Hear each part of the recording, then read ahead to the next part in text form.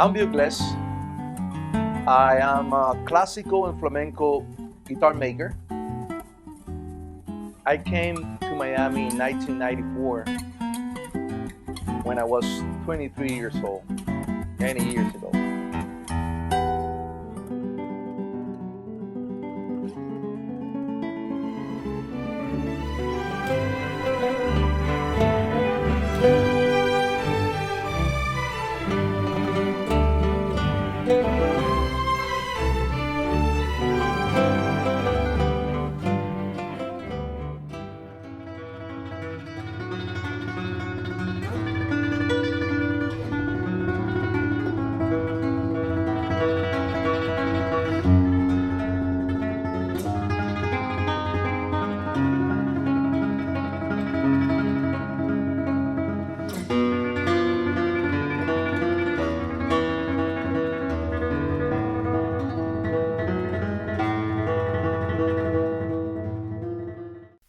Hello, my name is Steven Dentone. My goal is to build guitars that have a wide range of tonal color, so the musician playing them is free to express themselves.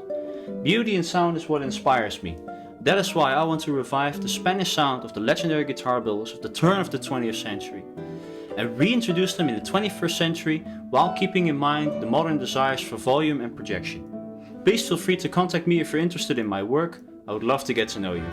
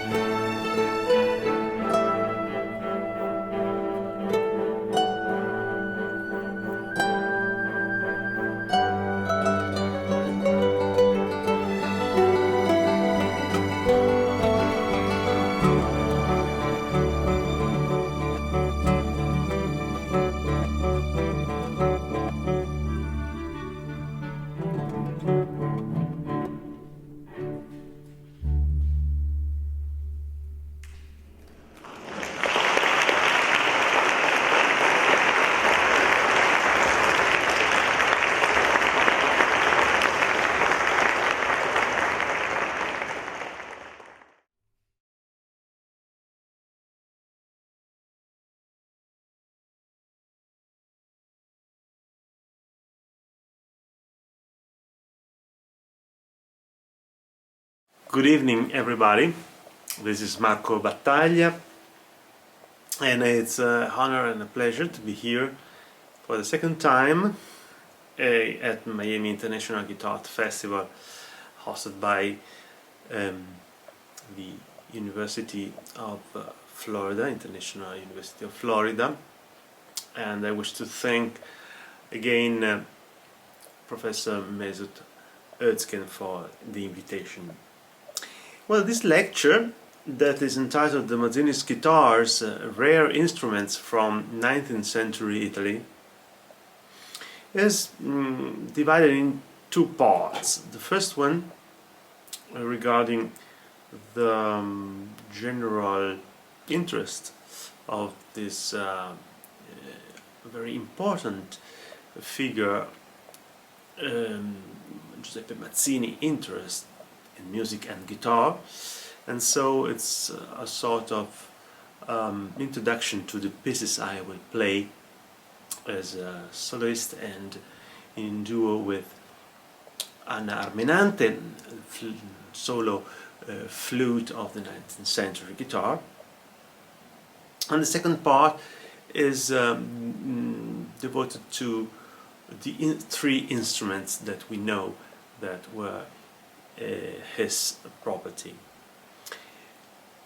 So it is not well known that the famous Italian patriot Giuseppe Mazzini was profoundly sensitive to musical language, and other than being a passionate spectator of concerts and lyric opera, he was himself an accomplished amateur singer and guitarist. Mazzini also demonstrated to be a refined writer of music, as seen from his brief but illuminating pages in his essay titled Filosofia della Musica, Philosophy of Music. The book, printed in the issues of L'Italiano, the Italian, in Paris in 1836, is rich with interesting points relative to his critical capacity and to his presence in the field of the art of sound. In this important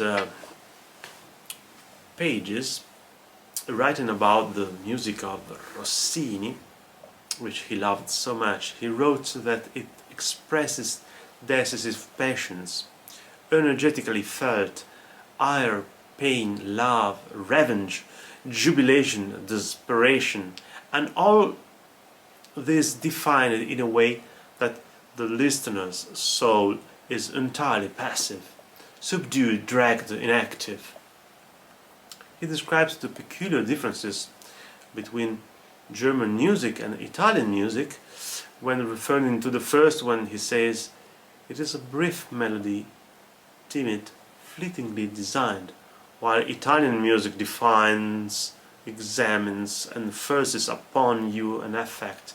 It appears veiled, mysterious, just enough to leave you the memory and need to create again it and to recompose that image for you."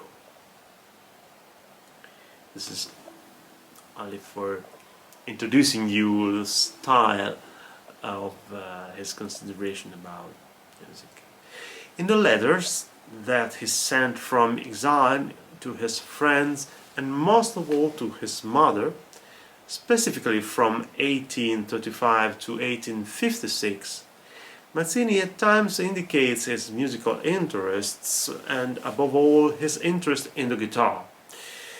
He cited with surprise for his competence authors and works that nowadays are considered unanimously groundbreaking in the history of 19th century guitar. On May 22, 1835, for example, he wrote to his mother, "Ada, when you send me something, also send a little that must remain. It would distract me. As always, I mean composers Giuliani, Legnani, Moretti, etc. Carulli, no, for the love of God. Don't forget a certain large file, quite big, 36 studies, if I remember well, by Legnani. It is a caprice that came to me. I don't know why, but it comes to me so infrequently. I am excusable. It is evident from just these few quotations the vast and deep knowledge for the guitar repertory the Petre demonstrated to have.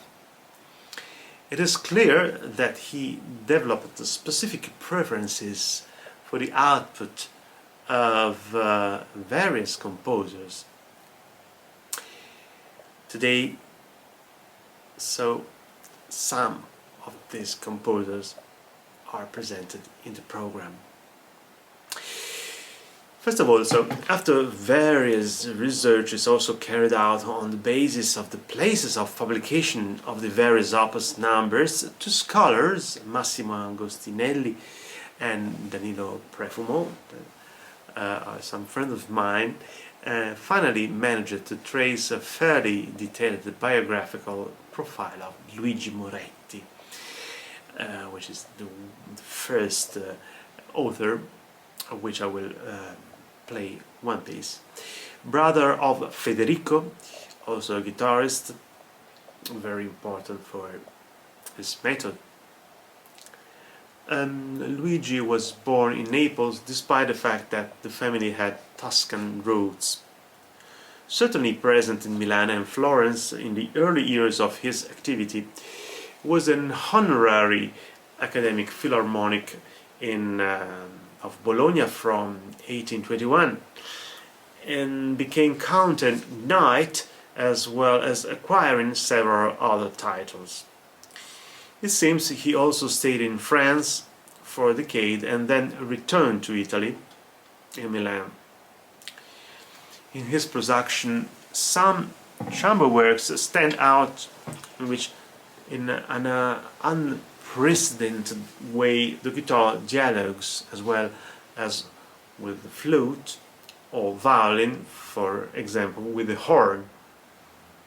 The piece chosen for the program is the first movement of the Sonata Opus 2, and it is of surprising intensity and modernity. About the second composition, Mauro Giuliani is of course a composer cited in many occasions in several letters of Mazzini. In 1819, coming back from Vienna, he began of course there,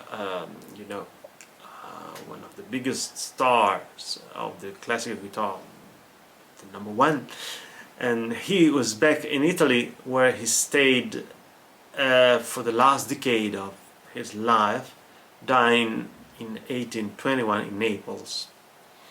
From this period come variations of the favorite theme Io ti vidi e t'adorai from the opera Amazilia by Giovanni Pacini, opus 128, dated 1827 in the Ricordi Milan edition and 1828 in the Diabelli Vienna edition. This piece is cited in the following fragment of a letter to his mother, dated London, October 1843. I believe that among my music existed a long time ago a theme and variations of Giuliani in G over a motive or from Amazzili, and here it lacks the final A, Amazilia, from Pacini. Evidently this refers to Giovanni Pacini, the celebrated composer of more than 90 operas in which Rossini inspiration lives out clearly. Among his best works we remember Sappho, Medea, the Queen of Cyprus, La Regina di Cipro, Gli ultimi giorni di Pompei, the last days of Pompeii. On different occasions, Giuliani utilized Pacini's themes, and in reality he was not only a transcriber of the melody and composer of the passionate variations, but also author of the second half of the theme. I've already highlighted the deep esteem that the patriot had for Gioacchino Rossini's music. Here, once again from the philosophy of music, he presents with majestic and theatrical tone this operatic composer. And Rossini came. Rossini is a titan of power and boldness. Rossini is the Napoleon of the musical era. He goes on to affirm that maybe if he did not dare, there would remain no hope now for the rising again of music from the weakness that threatens to occupy and sterilize it. Because it's Anna and myself propose listening to a famous cavatina from the Barbiere di Siviglia. Gioacchino Rossini, in the transcriptions of two important and acclaimed musicians of that time, the guitarist Ferdinando Carulli and the flautist Jean-Louis Toulouse, who managed with rare skills to repropose for this duo the inflections and virtuosity required in the original voice with the accompaniment of the orchestra. In the case of this cavatina, Ecco ridente in cielo, even with the guitar already in the Rossini score. A flourishing of melodies, as we could therefore say, as the patriot writes in the philosophy of music, seem to be carved in bas-relief, and that you would say they gush out all the fantasy of the artist in the Neapolitan summer sky, when the sun floods everything, when it beats vertically and eliminates the shadows of the bodies.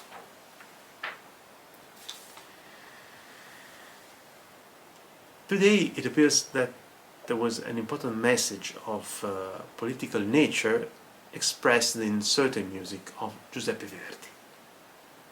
In the height of the Risorgimento period, until becoming almost the only uninterrupted anthem of national unity. Mazzini, who already in his dedication Ignoto Numini, to a God unknown in Latin, of course, at the beginning of the philosophy of music and in his first musings on the subject, seems to allude to the future birth, or perhaps already taken place, of an unknown youth that could bring about the democratic destiny of Italy thanks to his music. It would come from melodrama and would generate the power of ideas and actions. This seems to be an exact portrait of Verdi.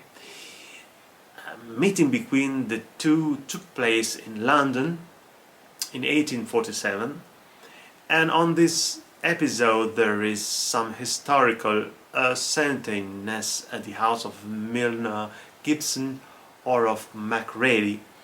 The letter to his mother, London, June 22nd, 1847, leaves us this testimony.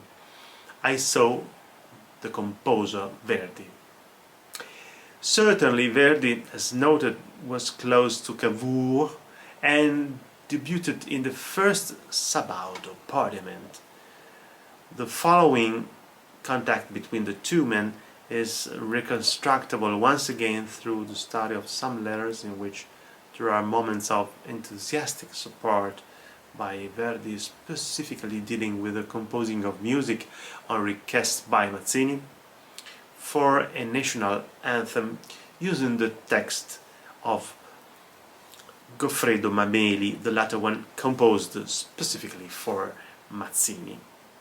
Around this time, the operatic composer of patriotic tunes such as Nabucco and Lombardi alla prima crociata was in Paris and responded to this way to Mazzini. This way. I'm sending you the anthem, and though it's a bit late, I hope it gets there in time. I've tried to be as popular and easy as possible. Do what you want with it. Burn it if you don't feel it's worthy. If you do happen to publish it, do change a few in the poet's words in the second and third stanzas, so that this music among the music for cannons can soon be sung in the plains of Lombardy. Receive cordial greetings from who has veneration for you. This letter is dated from Paris, October 18th, 1848. Mameli's verses were the following: to arms, they are waves, the yellow and black signs, of course the signs of the enemy of the Austrians. Different interpretations could be given to what happened after this letter, most especially because of a letter Mazzini wrote to Scipione Pistrucci from Marseille, January 23rd, 1849, in which he demonstrated to be unhappy with the modifications carried out by the maestro of Busseto to the literally printed text, also with errors in Florence and in the January of 1849. Moreover, in another letter to Pistrucci, always from Marseille, on February the 1st, 1849, he writes, "The London clan is enthusiastic about Verdi's anthem," referring to the Ashurst and Stansfeld families. Therefore, Mazzini himself behaved similarly to Verdi in the manipulation of Mameli's text, to which he writes, "I sent the anthem that I like very much to Verdi. I've taken out 2 stanzas, one because it's about the King of Naples who won't exist anymore when the anthem will be alive, the other one for an Avemo, that is in ancient Italian we had, that has no place in a popular song." So this letter dates from Milan, July 17th, 1848. He would be precise as much as Verdi always was on the property rights of the anthem when, under his aegis in 1865, a collection of popular songs, Euterpe Patria, and Euterpe is the ancestor Greek god, the god who gives joy. It's the meaning from ancient Greek. Of course, she was the muse of lyric poetry. So what I was saying, when under his aegis in 1865, a collection of popular songs, Euterpe Patria, was born and then opened exactly with this composition. In Mazzini's correspondences, Verdi is often cited. For example, Don Carlos is given high praise. Considering his wide guitar repertoire and his knowledge of Verdi's operas, it's hypothetical to think that Mazzini knew the brilliant reductions of many arias for solo guitar realized by the famous composer Johann Caspar Merz. I will play the Traviata Fantasy. The greatest guitarist of the Romantic period reveals majestic gifts as a transcriber and has many pieces rather underestimated by the critics up until today, and that merit more attention for the ability to return the filigree, we could say, from the original score. So I will end the concert with 2 of the 36 Capricci, opus 20 by Luigi Rinaldo Legnani, an author to whom Mazzini refers even certainly reminding this specific work in a letter cited above. It is deliberately brilliant ending, made of a type of virtuosity which being a constitutive part of a work of absolute importance, in reality it is always an inner vision of that bel canto so loved in that epoch, permeated by a Paganinian style acrobatic effects, but aimed at expressing with depth of feeling affections of impressive proportions and intensity. Now the second part of this lecture will be devoted to the instruments, the three guitars that belong to Mazzini. All these three instruments are in Italy and are Italian, and the idea to promote the restoration of these instruments was an idea of mine. The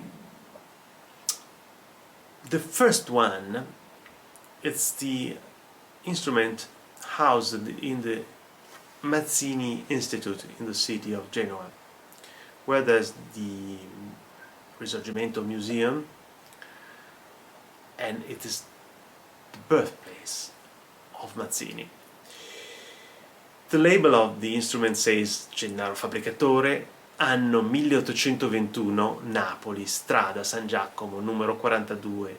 So Gennaro Fabbricatore, year 1821, Naples, street San Giacomo, number 42, as I will show you later.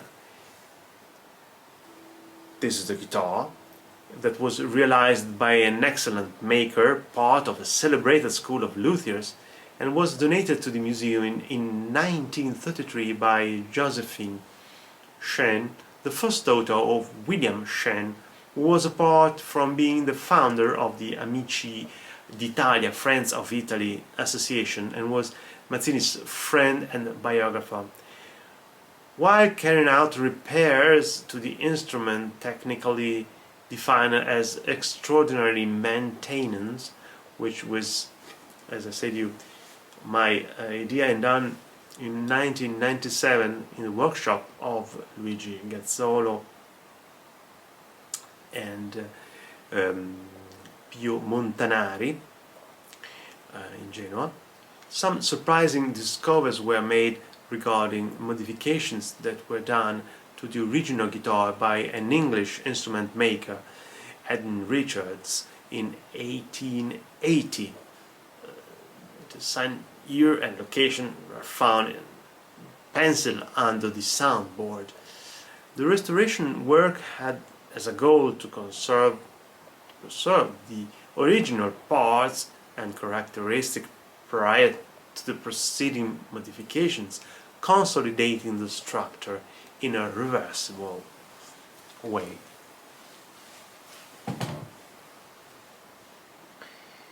This is the instrument.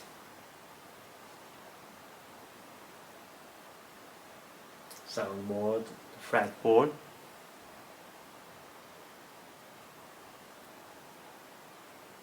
This is the back.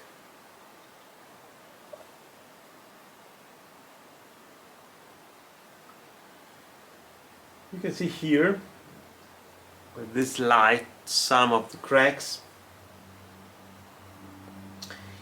The label, as I said to you,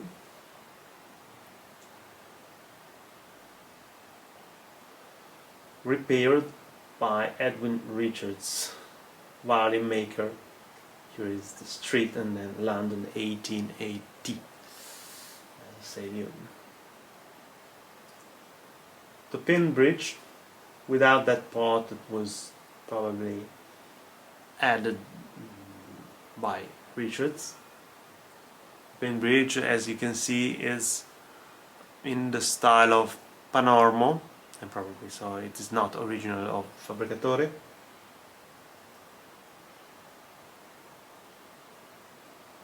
And part of the palette with the typical shape.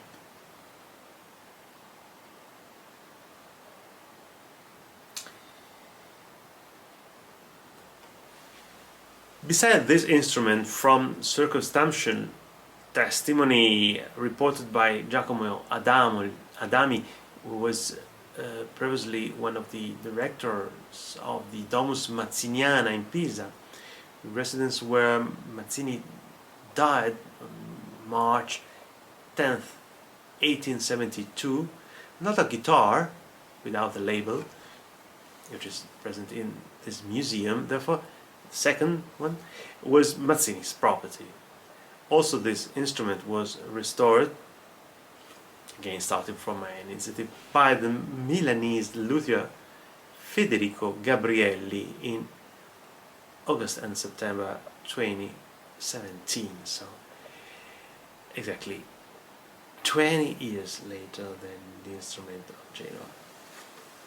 This is the instrument before the restoration. You can see a very simple instrument, but very elegant. This instrument also was the property of the mother of Mazzini, before then Mazzini.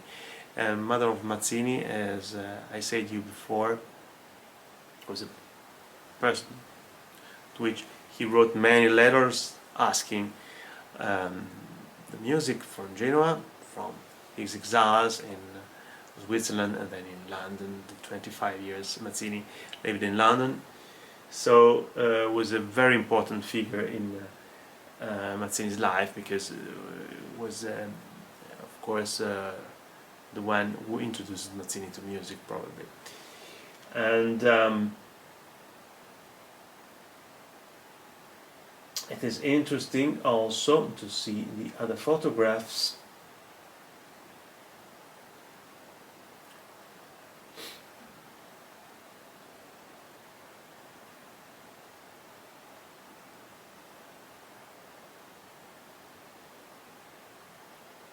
Here, some cracks in detail, the soundboard, or the side of the back.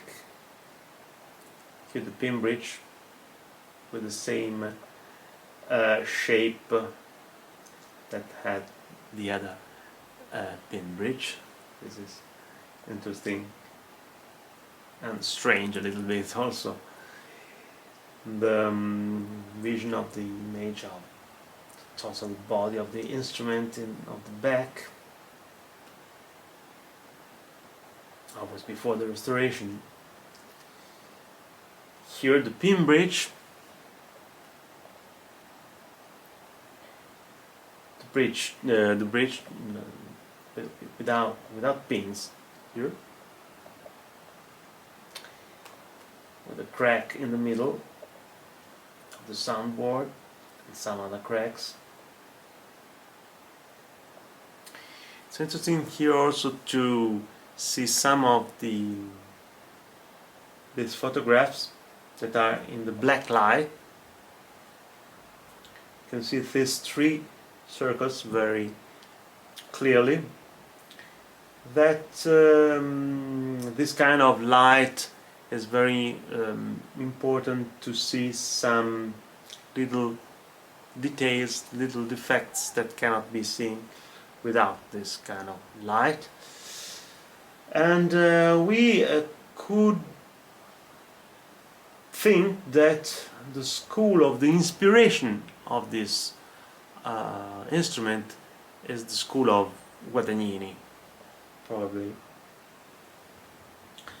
of Carlo or Gaetano Guadagnini, because of these three circles here around the hole. Another image of the inner part of the soundboard with the glues, with all these parts that were added to, of course, close these parts that are broken. And here another photograph that after the work, without the black light, of course, with the normal light. You can see the structure of this instrument, very interesting. and here at the end of the work.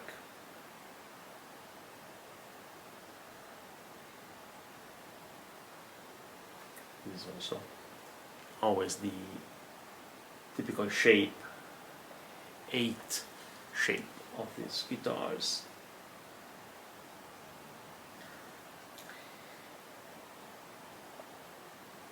This is an X-ray image here in neck 3D.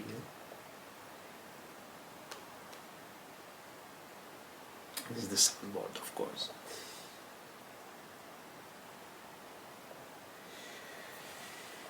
Then the third one, which is the guitar I will play tomorrow. You can see here the final instrument.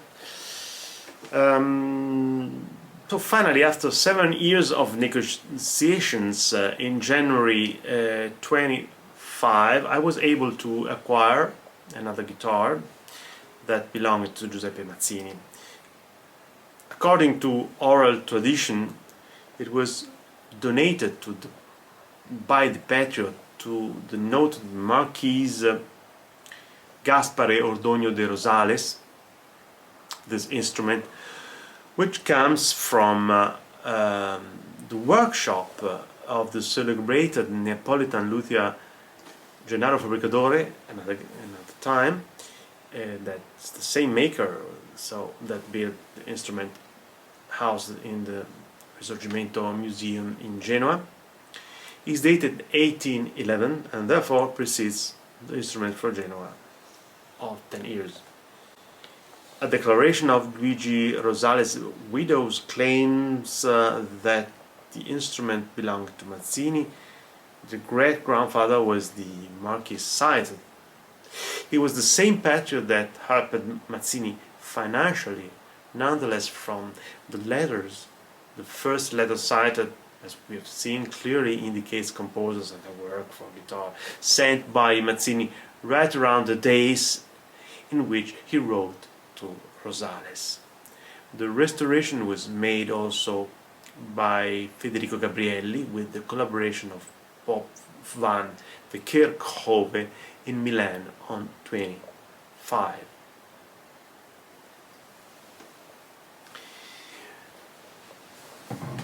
This is the instrument before the restoration. So you can see here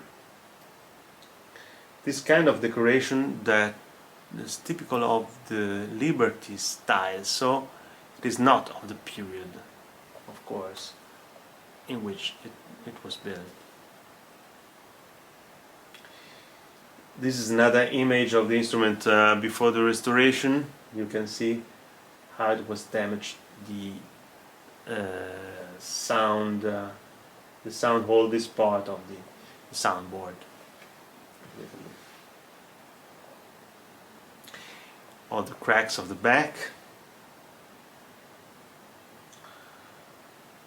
So the inner part of the back with the label.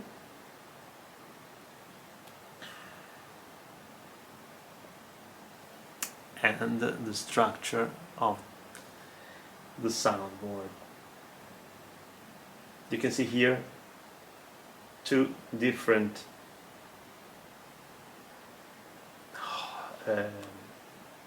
bridges, and I will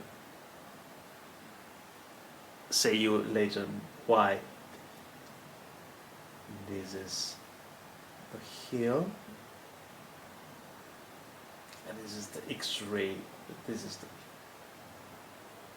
body of the instrument and the back of the fingerboard. And here, this was our choice to reconstruct the original diapason that was from this pin bridge and not the other one. So here you can see also after the restoration of the back the label, And it's interesting because also of the number of the street is 37, 10 years before, not 42, but the label is the same one, exactly the same. Out of the year. Then here, after restoration,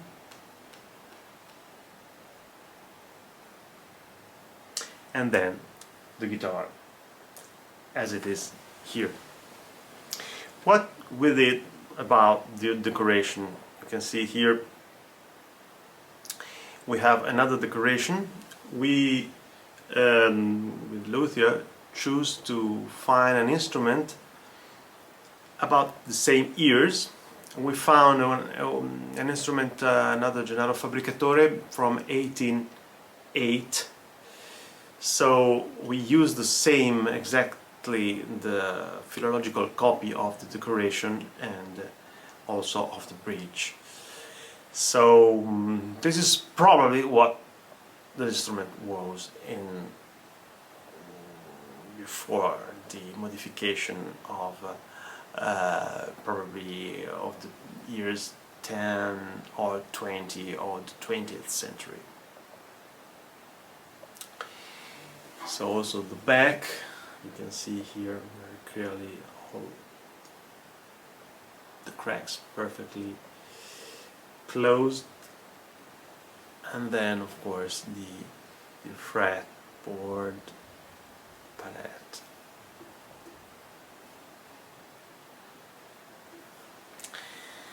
For completing the panorama on the topic of Mazzini and music, we could say that there are other relics that lend testimony to Mazzini's passion for music. There are two musical manuscripts that are conserved in museums in Genoa and Pisa. They contain the transcription of a Canto delle Mandriane Bernesi, her song from Bern, the capital of Switzerland, that in Adami's opinion it seems to be impossible to decide which is the original. Therefore, in the program I have proposed pieces by composers that Mazzini knew and loved, with the hope that the figure of the patriot can stand out also in this light. I wish to remind the listener of the meaning that music, defined by Mazzini himself, profumo dell'universo, perfume of the universe, and the guitar had for the Italian thinker. In particular, the guitar's importance, highlighted once by Maria Rita Brondi, the first historian in the 20th century, who dedicated some pages to the subject in her book Il liuto e la chitarra, the lute and the guitar, published in Turin in 1926. The guitar, so intimate, entirely personal, that reflects the soul of the player better than any other instrument, was part of life itself for Mazzini.